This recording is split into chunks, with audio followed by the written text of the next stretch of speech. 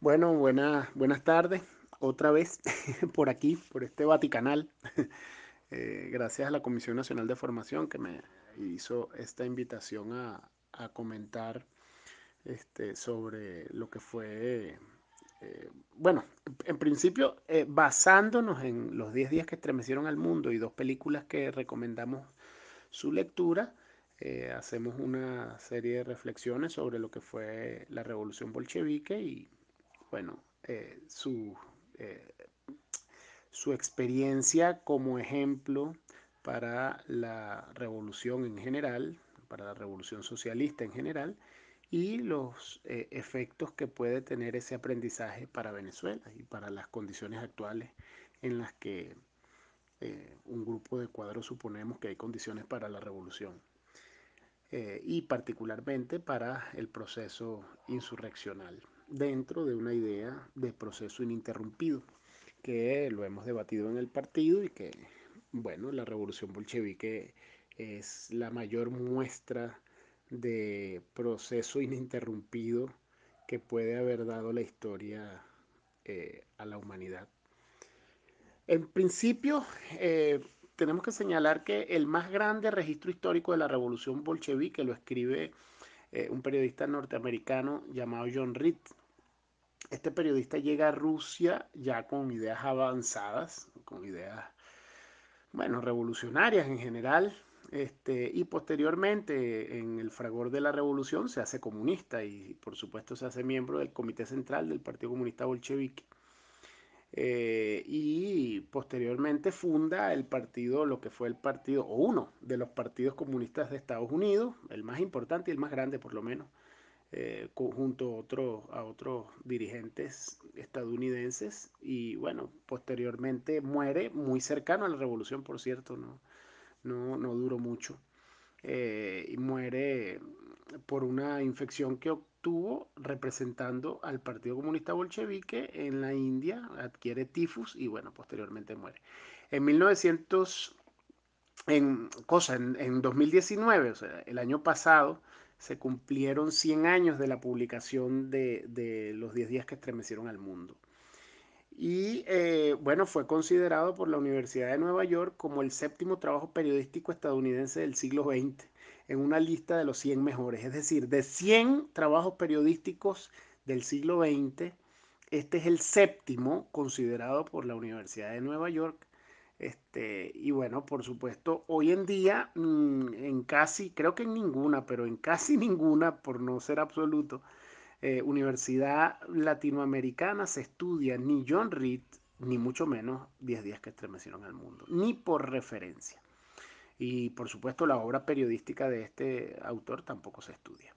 O sea que el periodismo latinoamericano en general, y pudiéramos decir occidental, desecha eh, el creador del séptimo trabajo periodístico estadounidense de importancia del siglo XX, según la Universidad de Nueva York.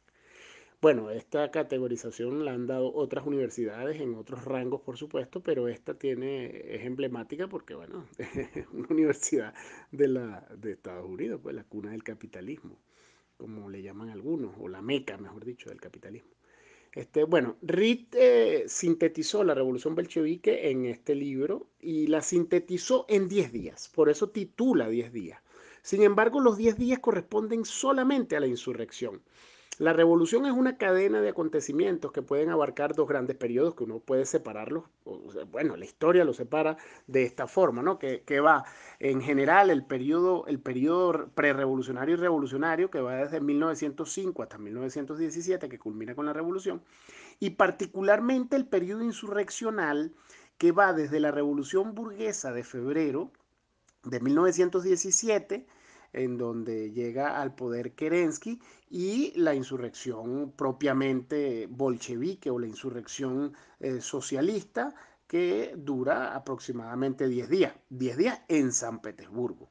Eso duró varios meses, pero el proceso insurreccional de toma del poder en el cual se erigen como el poder político dominante en Rusia, duró esos 10 días que culmina con el asalto al Palacio de Invierno y la captura y la puesta en prisión de todo el gobierno, del gobierno, el gobierno democrático burgués que se había erigido y que estaba liderado por Kerensky, que era el representante bueno, de la burguesía naciente de Rusia y en buena forma o en buena medida también representante de un sector importante del zarismo y del ex-zarismo. Es decir, los cadetes, que eran KDT, las siglas del partido que era el partido monárquico, o el partido vinculado a los intereses de la monarquía, apoyó a Kerensky hasta el último momento, por supuesto, aunque con vacilaciones. Fueron estas vacilaciones las que aprovecharon los bolcheviques, entre otras, para lograr la revolución.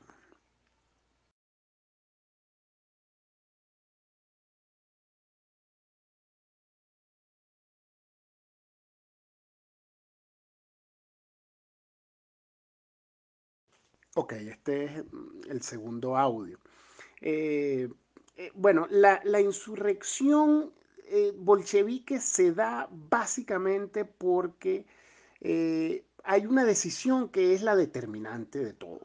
Podemos decir que hay muchas condiciones objetivas y subjetivas que se venían desarrollando y que se venían acumulando en la sociedad rusa.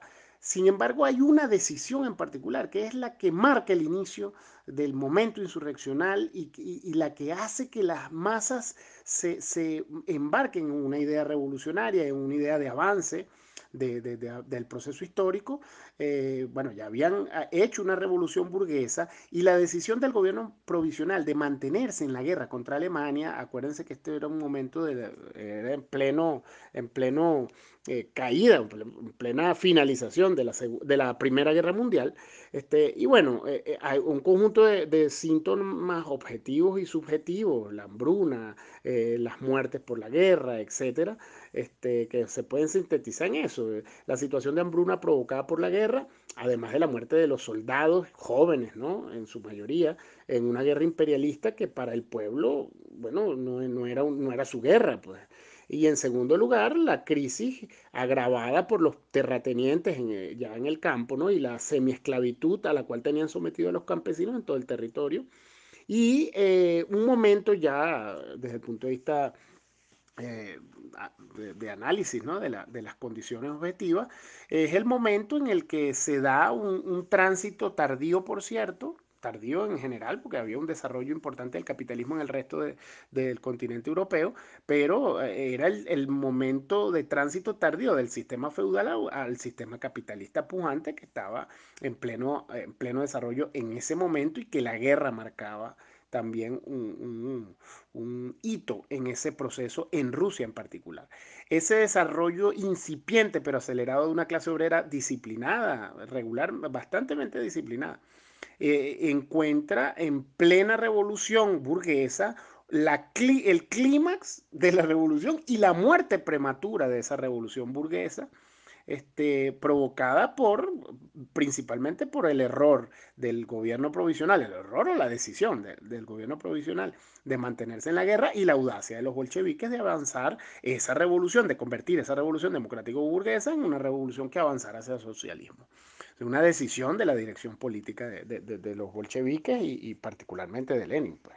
Y las condiciones subjetivas, por supuesto, había un grupo de vanguardia sólido ideológicamente, con mucha solidez, con mucha cultura y con mucho conocimiento de muchos asuntos en general, pero con una preclaridad sobre el curso de los acontecimientos mundiales y particularmente de Rusia y una capacidad impresionante de propagación de sus ideas que hasta ese momento marcaron un hecho histórico, de hecho, la capacidad de propaganda que tenía el partido bolchevique y su historia. Y su historia porque siendo tan poquiticos y tan chiquiticos lograron una inimaginable capacidad de propagación de sus ideas y de sus conceptos. Y bueno, la decisión de la vanguardia que correspondía esa decisión con los deseos de la mayoría de participación, de reforma, de progreso, que se sintetizaban en la consigna, que era paz, porque la gente ya no quería seguir en la guerra, porque la guerra producía hambre, producía muerte a sus jóvenes soldados, a las mujeres también, porque había una participación importante de mujeres soldados ahí. Y la consigna que se resumía en paz, pan y tierra. Paz para el ejército era fundamental, pan para el pueblo y para los proletarios era, bueno, imagínense, trascendente, pues, era debido a muerte, y tierra, que era la demanda de los campesinos, y que era lo que le habían arrebatado durante años o siglos los terratenientes y latifundistas de la monarquía. Entonces, la masiva e intensa propaganda desplegada por los bolcheviques en torno de estas consignas y de estos conceptos, siendo un partido sumamente pequeño, bueno, logra crear unas condiciones subjetivas también, o empuja o estimula la intensificación de las condiciones subjetivas. Y la masificación, que es otro elemento importantísimo, de un sistema de organización social que existía previamente a los propios bolcheviques, porque era el resultado del avance de una sociedad monárquica a una sociedad democrático-burguesa y ese deseo mayoritario de participación de gente que durante siglos no había tenido ningún papel en la conducción del destino, de su propio destino, bueno, se convierte en un aliento impresionante para facilitar un deseo de organización de la sociedad en general, bueno, que coincide en ese momento histórico con que había una vanguardia, con que había una propaganda, con que habían unas condiciones objetivas, principalmente las condiciones internacionales. El eslabón más débil en ese momento se convirtió, Rusia, mejor dicho, se convierte en el eslabón más débil de esa cadena imperialista, era víctima de una agresión imperialista, y adicionalmente estaba siendo un peón útil, un tonto útil de las otras potencias imperialistas que habían alcanzado un grado de desarrollo inimaginable de su fuerza productiva, pues para ese momento, ¿no? Entonces esas condiciones internacionales más las subjetivas, bueno, dieron con las condiciones para que se diera la revolución.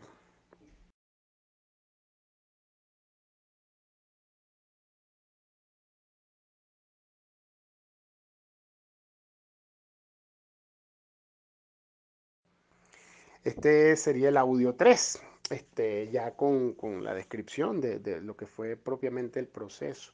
Que yo creo que si vieron de verdad, si leyeron el libro, bueno, extraordinario.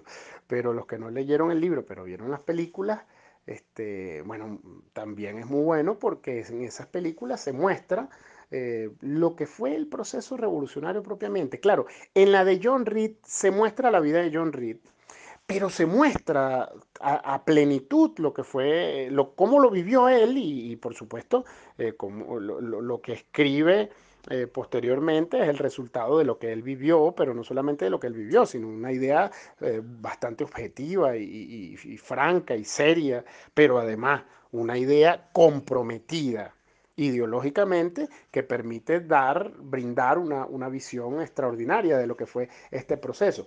En ese proceso insurreccional, en esos 10 días, la lucha más encarnizada de la revolución sucede en la toma del Palacio de Invierno, en donde estaba, por supuesto, el gobierno provisional escondido, ¿no? Y bueno, que el buque Aurora, que se alía con los bolcheviques, así como muchas tropas, ¿no? Muchos soldados, muchas unidades del ejército, se alían con los bolcheviques no porque fueran bolcheviques, ¿no?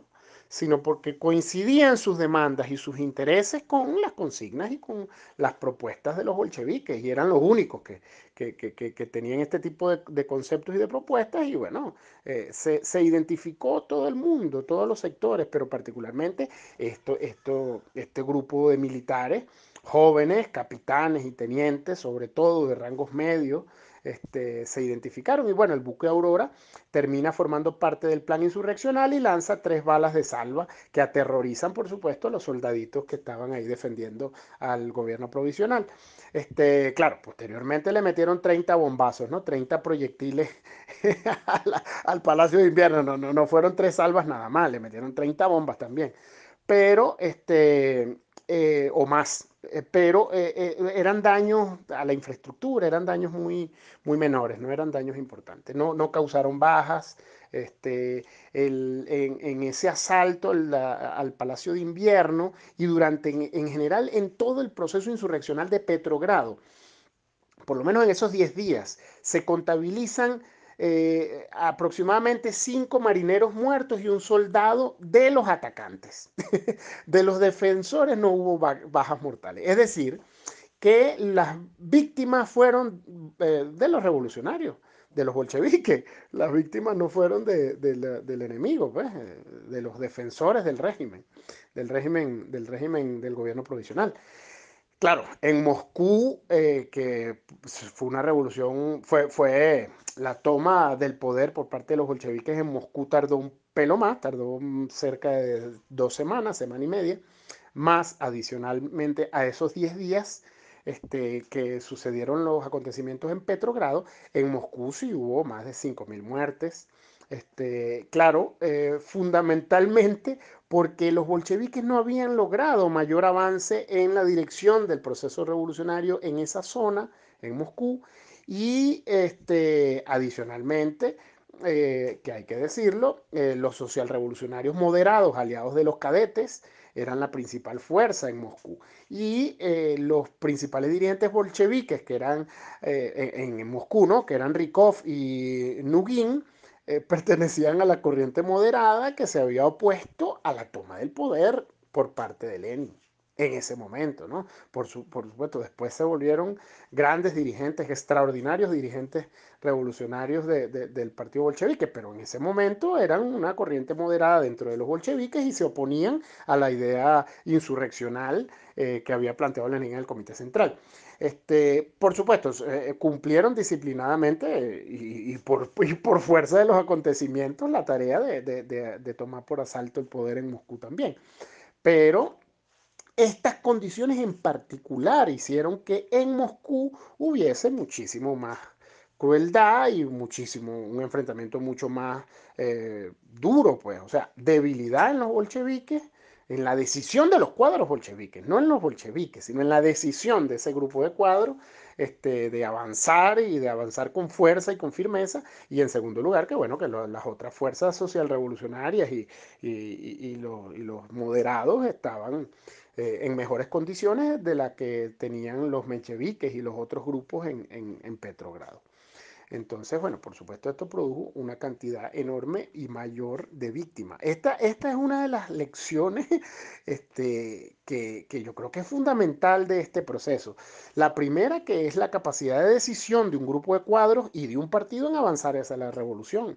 Es una firmeza ideológica y conceptual acompañados para mí con el principal elemento de afianzamiento de sus ideas revolucionarias en la subjetividad que fue a través de la propaganda. O sea, la capacidad de propagación, que tú lo puedes sacar como conclusión del libro de John Reed, pero en general la historia lo dice, pues los hechos históricos hablan por sí mismos.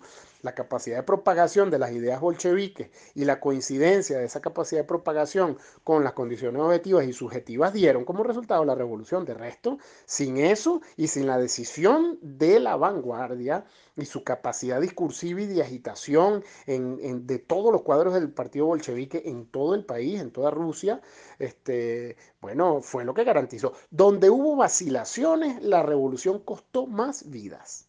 En los estados en donde hubo más vacilación de parte de algunos dirigentes bolcheviques, hubo un saldo mayor de muertes y por supuesto se retrasó mucho más la revolución en llegar. Sin embargo, al final llegó y posteriormente se desató una cruenta guerra civil que tiene, bueno, es otra parte de la historia.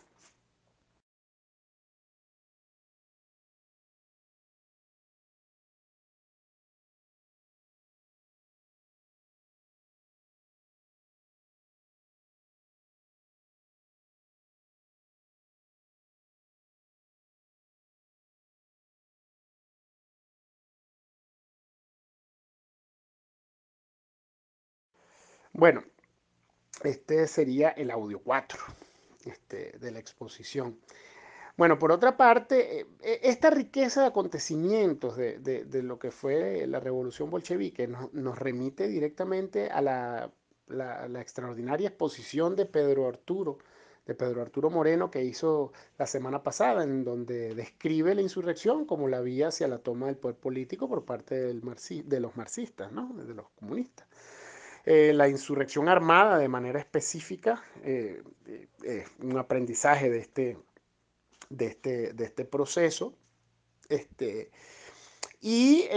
bueno, la suma de acontecimientos y situaciones que bien manejadas por una vanguardia con preclaridad y con decisión y firmeza puede conducir unas condiciones históricas determinadas hacia la victoria del proletariado en función de la construcción de una sociedad socialista. Por otra parte está el hecho de que la Revolución Rusa es el resultado de la acumulación de factores progresivamente desarrollados. Es decir, siendo una acumulación de condiciones subjetivas y objetivas y de saltos progresivos en la historia que fueron aprovechados de manera consciente y firme. Fundamentalmente, y esto siempre hay que tenerlo muy claro, por el manejo teórico y la comprensión de la realidad concreta de Rusia que tenía la dirección política bolchevique en ese momento. O sea, la revolución es el resultado de las aproximaciones sucesivas que se dieron y que fueron dando paso a nuevos momentos históricos que supieron ser aprovechados por los bolcheviques. Eso es lo que da como resultado el éxito de esa insurrección y de la revolución bolchevique. O sea, uno pudiera decir que en otros países cómo se han dado las revoluciones en otros países y las similitudes son extraordinarias. Ustedes, hasta la revolución cubana, que tú puedes decir que nació de la guerrilla, tal. Bueno, al final, en última instancia, la revolución cubana, que también creo que fue un solo muerto el que produjo el día de la insurrección, triunfa y cristaliza por una insurrección popular en La Habana. Si esa insurrección no se hubiera dado y si no hubiesen tenido las condiciones para que se diera ese proceso revolucionario en La Habana insurreccional, los barbudos hubieran tardado muchísimo más en llegar al poder. De repente hubieran llegado al poder, porque uno puede decir que no, es imposible, pero evidentemente, o sea, lo que pasó, no lo que pudo pasar, sino lo que sucedió en concreto es que efectivamente hasta en la Revolución Cubana, sin nada más, más que otras, por el hecho guerrillero en particular y algunas ideas de foco guerrillero desarrolladas por el Che, etcétera, y por el propio Fidel, pero cristalizó fue mediante una insurrección. Entonces pudiéramos decir que la insurrección es la vía marxista en general de la revolución social del proletariado. Entonces, ese en particular es uno de los aprendizajes que uno tiene que evaluar para, para ver si en Venezuela hay condiciones o no y cómo se puede dar la vía en Venezuela. Bueno, en Venezuela tenemos una experiencia enorme de lucha guerrillera, de lucha de foco y de todas las corrientes políticas de la izquierda, eso que llaman izquierda, que se ha dado cita en Venezuela y que se ha puesto en práctica en Venezuela. O sea, aquí hemos tenido de todo, hasta terrorismo, grupos terroristas de izquierda, etcétera.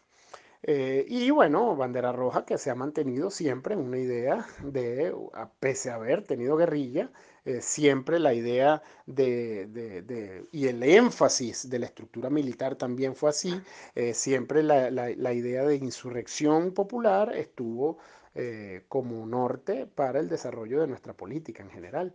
Y el desarrollo del partido también estuvo vinculado a la idea insurreccional desde el nacimiento. Entonces, en Venezuela hay condiciones objetivas y subjetivas actualmente para una revolución. El problema es cómo se analiza las condiciones y para una revolución socialista, me refiero, ¿no? No solamente para una revolución democrático-burguesa y tal, no, para una revolución socialista. Hay condiciones objetivas y subjetivas.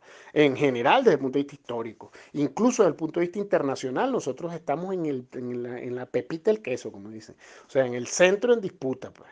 Y eso genera condiciones que viabilizan, también puede generar condiciones que impidan, y las puede generar a corto plazo también, que impidan una revolución, pero por ahora las condiciones más bien viabilizan y facilitan la posibilidad de que aquí se avance rápidamente hacia una revolución socialista, independientemente de que los primeros pasos seguramente sean de otra índole. Pero eso es uno de los aprendizajes de la revolución bolchevique. En febrero estaban acompañando una revolución democrático-burguesa, febrero, y a los 6 meses, o sea, bueno, en octubre, sería 7 meses porque era en noviembre, ¿no? Pero ya en noviembre estaban haciendo la revolución socialista. Entonces, el pase de un estado a otro se da de manera abrupta y se da de manera ininterrumpida también, pero, coño, versa fundamentalmente la decisión de la vanguardia. La vanguardia es la que determina, es la que cataliza, es el catalizador de un proceso revolucionario en este caso. Y en Venezuela, bueno, eso nos remite a una reflexión.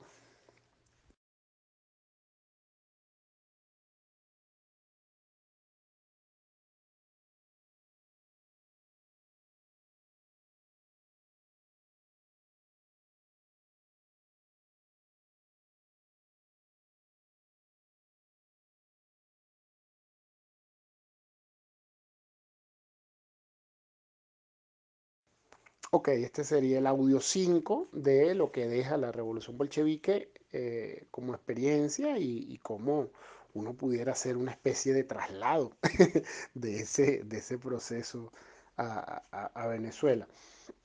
Entonces, decía en el audio anterior, y en este vamos a desarrollarlo un poco más, en última instancia es la vanguardia la que conduce el curso de la historia y lo tiene en sus manos. Lo lleva en sus manos porque la historia le brinda las condiciones para ese desarrollo. Y, por supuesto, si no está esa vanguardia, ¿verdad? Las condiciones pueden derivar en cualquier cosa, en cualquier otra cosa, no necesariamente en una revolución socialista. Pero para que llegue a una revolución socialista, media el concurso de la vanguardia. Sin esto y de la vanguardia con claridad y con decisión y firmeza. De resto, mira, ni el foco guerrillero, ni la propaganda más masiva, ni la agitación más enconada, nada, no son nada sin condiciones concretas. Y por supuesto, viceversa. O sea, la vanguardia sin condiciones concretas no es nada y las condiciones objetivas y subjetivas no son nada sin la vanguardia. Eso es una relación dialéctica que hay entre esos dos elementos que tenemos que tener claridad permanente, por lo menos los marxistas-leninistas venezolanos, para la comprensión del momento en el que tengamos que tomar la decisión de avanzar hacia un proceso insurreccional. La Revolución Rusa confirma en la práctica lo que había previamente como aproximación en muchos teóricos del marxismo previo a Lenin, me refiero, sobre la forma en la que llegaría el proletariado al poder. Eso fue un debate, bueno, desde la Comuna de París y el discurso no, la reflexión que hace Marx sobre la Comuna de París y la vía en donde afianza que es la insurrección y la vía armada y la toma del poder político por la fuerza, la que garantiza la revolución proletaria en primer lugar y posteriormente de la mano de Lenin lo cristaliza de la teoría en donde se auguraba el ascenso del proletariado a la dirección política de la sociedad. Bueno, lo cristaliza Lenin de una forma impecable, impecable. Y bueno, lo demás es otra historia, ¿no? De por qué fracasó la revolución, que no es que fracasó, simplemente se derrumbó la revolución socialista rusa. Y bueno, pero la insurrección fue la que cristalizó esa revolución, ese proceso insurreccional. Y pudiéramos decir que la insurrección es la que garantiza la vía marxista en general de la revolución social y del avance de la especie humana hacia la libertad, ya sea condiciones eh, de prosperidad y desarrollo. En Venezuela es posible. O sea, si nosotros es posible la revolución socialista y hay condiciones para que eso sea posible. Hay una idea errónea, creo yo, de hace muchos años. Yo lo he conversado con algunos compañeros. Una idea errónea de analizar en general la sociedad venezolana como si uno analizara un segmento nada más. Entonces tú analizas la sociedad venezolana y piensas en la oposición y tú los otros no existen, los chavistas no existen, pues, ni generan ninguna influencia, ni van a generar ninguna influencia a futuro. Y viceversa, ¿no? O sea, los chavistas piensan y reflexionan como si la oposición no existiese y que tampoco fuese a generar ninguna influencia, ningún impacto a futuro.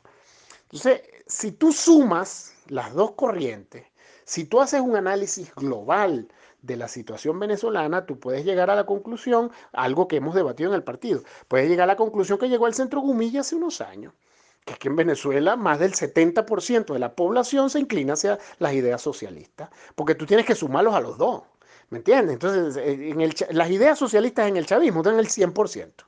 Entonces, ¿cuántos chavistas hay en todo el país? ¿No? Que sean proclives a las ideas chavistas o en general a las ideas del socialismo. Bueno, eso lo suma con los que en la oposición tienen ideas similares, que también los hay y que son bastantes, son más de lo que uno cree, porque precisamente son los partidos socialdemócratas los mayoritarios dentro de la oposición y no los de derecha, no los liberales, no los de extrema, no. Son los otros, los socialdemócratas, los moderados, son la mayoría en la oposición. Y en el sector Nini, bueno, las ideas socialistas y de avance y de desarrollo son también más o menos desarrolladas porque, bueno, es un sector de la sociedad que está dispuesto a votar por el chavismo y por Maduro, pues. Puede haber votado por Maduro en cualquier momento. Entonces, tú haces una idea global sobre las ideas que hay en el pueblo venezolano en torno del socialismo y tú puedes llegar a la conclusión de que hay condiciones subjetivas en general proclives a ideas revolucionarias y a ideas socialistas. Ahora, ¿cómo tú te apropias de ellas? ¿Cómo tú las conviertes en una fuerza material? Eso es un asunto de la vanguardia, tiene que ver en la vanguardia. Y en términos, bueno, por supuesto, en los términos de convicción de la dirección política y revolucionaria y de la vanguardia en general, pues no solamente de la militancia, mejor dicho, no solamente de los miembros de dirección y de los cuadros jefes de un partido, sino de toda su militancia y de todo el cuerpo de militantes y amigos y simpatizantes y peladientes que tienen los partidos. Este, hace falta un mayor desarrollo de la vanguardia en Venezuela, hace falta una mayor intensidad en la propagación de los planteamientos de los revolucionarios, de nosotros en particular, y hace falta crecimiento orgánico, real, que no es que tú puedas decir que los bolcheviques lo tenían, no lo tenían. No lo tenían, pero la audacia sobre todo y la convicción, un cuadro bolchevique, una unidad militar, valía oro. En esa película de Eisenstein se muestra, hay un episodio, un momento en el que hay uno que se mete a convencer a unos tipos en un tren. Era la división salvaje que venía liderada por Kornilov a dar un golpe de Estado en julio, que fue una de las cosas que permitieron también el avance de los bolcheviques, ¿no? Ese golpe de Estado de la derecha, de la extrema derecha, de la derecha zarista, ¿no? Y militarista. Bueno, el tipo se metió uno solo, y se los ganó a todos. Y le dio unos volantes y una vaina y tal. Y eso lo plasman en varias oportunidades, en varias escenas, lo plasma Eisenstein, porque, y bueno, y ni se diga John Reed, que lo plasma, pero impecablemente en todo lo que fue el proceso de cómo los bolcheviques se convertían en mayoría en una asamblea en donde se estaban decidiendo los destinos del país, de Rusia, ¿no? Bueno, igualito aquí, eso es cómo nuestra organización propaga mejor sus ideas, pero además de la propagación, se acompaña con la agitación y así sea uno. Uno vale 1000. Eso no nos lo dice la oposición. Que un bandera roja vale por 100 militantes de cualquiera de esos partidos. Bueno, eso no es una pendejada. Eso es una tradición del marxismo-leninismo en el mundo. Y es una tradición particularmente de bandera roja. Pero requerimos mayor desarrollo y requerimos mayor crecimiento. Es decir, que podemos sintetizarlo en que el fortalecimiento de la vanguardia son dos cosas: crecimiento orgánico y propagación. Propaganda, pues, para decirlo en términos más coloquiales. Sin esos dos elementos, el momento de Venezuela puede pasar y puede conducirnos a un periodo de recesión terrible. El periodo, el aborto revolucionario, el error, bueno, Trotsky es uno de los responsables, pero no es el principal responsable. Los mencheviques ahí cometieron el exceso en 1905, donde decían, bueno, vamos a hacer la revolución y vamos a meternos, y se meten a adelantarse en vainas, y claro, habían otras organizaciones ahí que se adelantaron, y en 1905 intentaron hacer una revolución que fracasó, porque no había vanguardia, pero tampoco habían condiciones objetivas y subjetivas realmente consolidadas en Rusia como para que se diera ese proceso revolucionario. Y eso de 1905 a 1917, un bojote de años, ¿no? 12 años. Bueno, de recesión y de represión arrecha, y de consolidación de la monarquía, hasta que derivó en la Revolución Democrático-Burguesa de febrero de 1917, que condujo a la Revolución Socialista. Ahí pudiéramos sintetizar parte de lo que fue la Revolución Bolchevique y sus implicaciones respecto a Venezuela. Y bueno, si nosotros hacemos conciencia de eso, eh, yo de verdad confío en que hay condiciones, e incluso hasta de la propia vanguardia, que pueden permitir en Venezuela el avance de la revolución. Pero eso requiere de mucha decisión y mucha firmeza de todos sus cuadros integrantes, de todo, de la dirección y de las bases, de todos. Es una decisión colectiva prácticamente, pero se resume en una decisión al final, como toda sumatoria colectiva, es una decisión individual. O sea, que cada uno se convenza de las condiciones, y eso requiere estudio y también solidez teórica, conceptual, ideológica, sobre todo ideológica. A pesar de que se le diga a lo ideológico algo muy subalterno, lo ideológico es fundamental, porque lo ideológico es parte de lo cultural, es parte de la acción humana, de la acción cotidiana. Lo conceptual, lo teórico llega también, y puede ser muy denso teóricamente, y sin ideología se va igualito. ¿Me entiendes? Es una relación, hay una relación ahí, pero lo priva para un momento revolucionario, para un momento insurreccional, y sobre todo para un momento de decisión, priva lo ideológico. Priva lo ideológico y priva lo doctrinario. Y en eso el énfasis del partido en estos talleres, en estos forochats de formación, que permitan la consolidación de todos nuestros cuadros en la dirección de consolidar la revolución socialista para Venezuela, y por supuesto con sus implicaciones para la revolución mundial. Gracias y buenas noches.